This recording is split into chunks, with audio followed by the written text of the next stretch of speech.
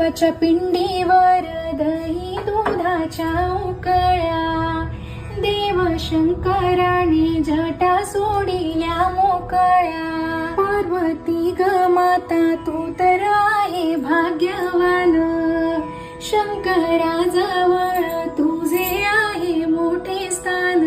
महादेवाच्या पिंडीवर बेल वाहिला घरीचा, पूजा करून गेल्या सुना कोण्या नगरीच्या. देव रे शंकरा तुझ्या शिवाय नाही कोणी, लंकेच्या रावणाला आत्मलिंग दिले काढून. भोळा रे महादेव भोळा